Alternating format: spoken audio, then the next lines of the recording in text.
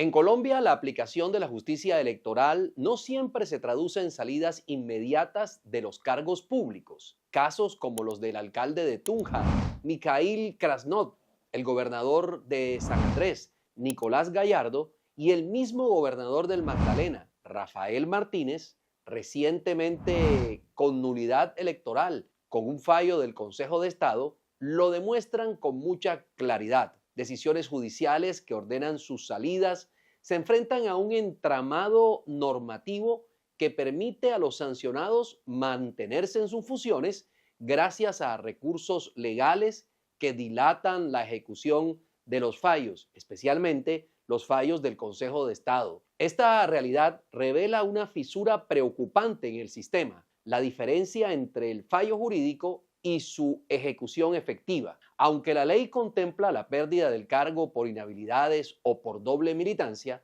lo cierto es que los mecanismos de apelación, recusación y revisión actúan como salvavidas administrativos para quienes saben jugar con el tiempo judicial.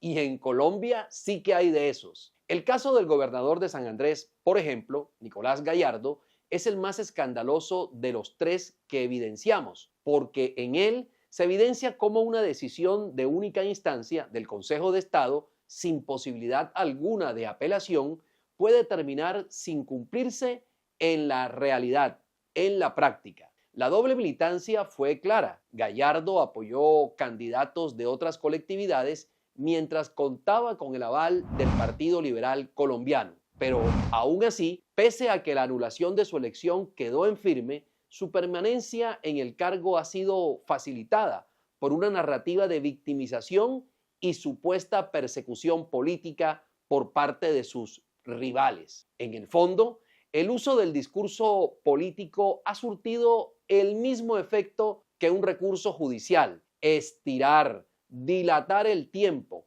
generar ruido y evitar que se ejecute la sanción. La pregunta aquí no es solo jurídica, sino de autoridad. ¿Quién hace cumplir un fallo cuando el sancionado simplemente no se va, sino que se atornilla a su cargo? En el caso, por ejemplo, del gobernador del Magdalena, Rafael Martínez, ofrece una versión un poco más elaborada, pero con el mismo patrón. También sancionado por el Consejo de Estado, con nulidad de su elección, precisamente por doble militancia, Martínez ha acudido a cuanta leguleyada dilatoria para mantenerse en el poder ha podido tener a la mano. Ahora espera una aclaración del fallo emanado por el Consejo de Estado. Esa figura legal, prevista en la ley para garantizar transparencia en los fallos, fue empleada como una maniobra táctica para suspender el proceso, y el resultado se ve a simple vista. Martínez sigue ejerciendo funciones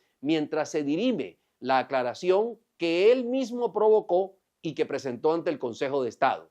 Lo preocupante aquí es el precedente. Cualquier político hábil, con buenos abogados, puede frenar una decisión judicial simplemente cuestionando a los jueces.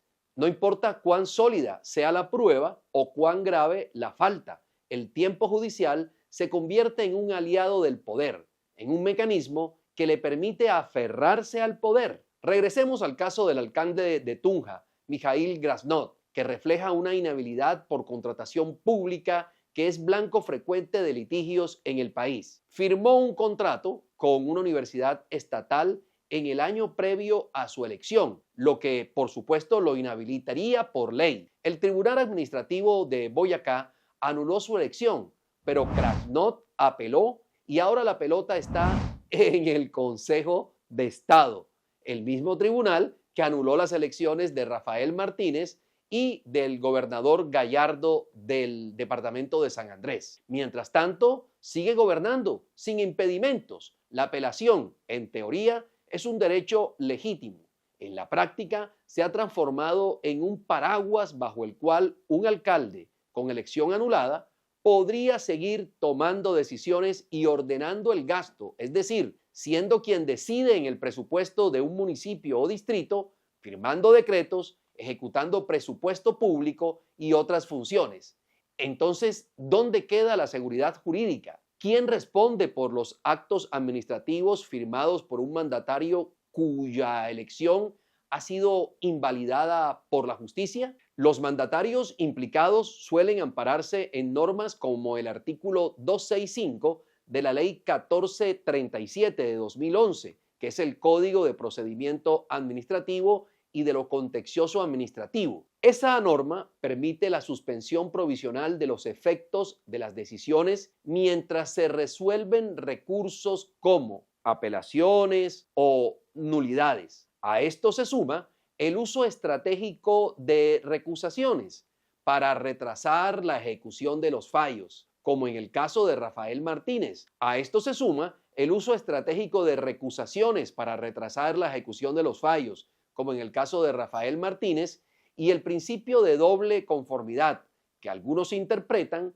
como garantía procesal para agotar todas las instancias posibles antes de dejar el cargo. Ya lo ven, están dilatando, señores. Aunque estas figuras existen para proteger derechos fundamentales, en la práctica han sido instrumentalizadas por políticos hábiles y abogados conocedores del intríngulis de la norma para mantenerse en el poder pese a las decisiones de altos tribunales. El contraste con lo ocurrido en Sincelejo con el exalcalde Andrés Gómez es revelador. A Gómez le bastaron unos pocos recursos para sostenerse casi al final de su mandato y solo fue retirado faltando unos 3 meses para entregar el poder. La justicia al final llegó, pero como siempre en Colombia, llegó tarde. Esto no es solo una falta institucional, sino una alarma sobre cómo la legalidad se convierte en un escudo de impunidad para los mandatarios que quieren atornillarse. La fragilidad de la justicia electoral en Colombia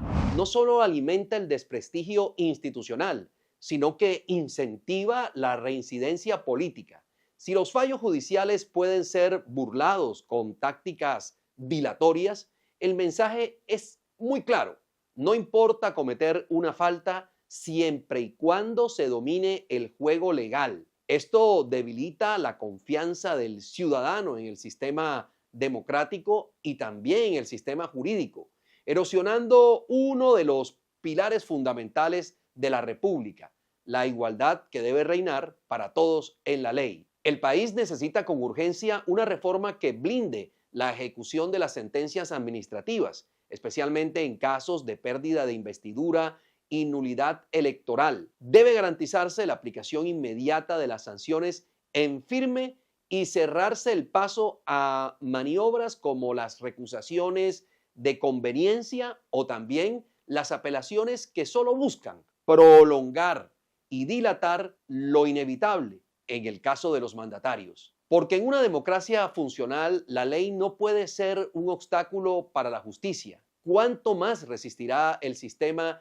esta burla a la legalidad? ¿Quién asume la responsabilidad política por la inacción institucional? ¿Hasta cuándo la justicia seguirá llegando tarde en el tema electoral en Colombia? ¿Y ustedes qué piensan sobre esta coalición de impunidad y dilación? Leeremos sus comentarios porque en el Run Run Político siempre tendremos las últimas de la política.